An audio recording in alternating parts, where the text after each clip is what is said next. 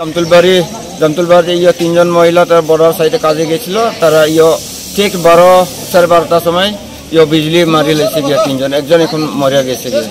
যে মারা গেছে তার নাম কি? মেম্বার চং হালাম।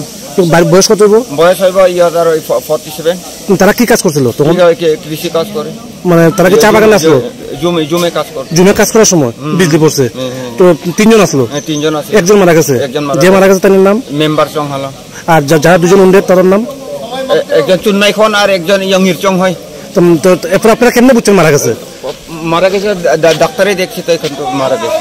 সঞ্জয় বাউরি, মনোবলি, বিজলিতে বয়স 22, উনি আহত হয়েছে, ডিস্ট্রিক্ট হসপিটালে ভর্তি আছে।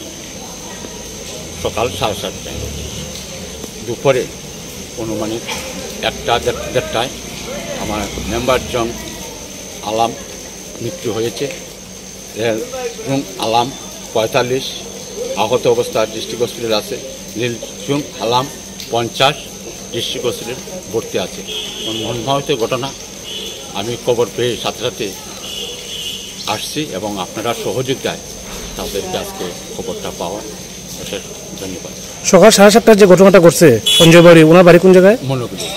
উনি তখন কি মানে কোন জায়গায় আসলো এই ঘটনা? চা বাগানে চা পাতা তোলার কাজ করেছিলেন। কোন বাগানে? মনোগুলি। আর দুপুরবেলা যে ঘটনা একটা সময়টা কোন জায়গায়? গোলকপুর এডিসি ভিলেজে জুম চাষ করার কাজে। তিনজন হালাম জনজাতির মানুষ। তিনজন জনজাতি হালাম, একজন মৃত্যু হয়েছে। তো তাদের তিনজনের বাড়ি? তিনজনের জামতুলবাড়ি। জামতুলবাড়ি এডিসি ভিলেজ। আর তারা কাজ করছিল গোলকপুর এডিসি ভিলেজে। মশলা হাতে নয় চামচে তুলুন। লংতরাই গুঁড়ো মশলার প্রতিটি 250 গ্রাম প্যাকেটের সাথে 1টি চামচ ফ্রি। লংতরাই গুঁড়ো মশলা, রান্নায় তোমাকে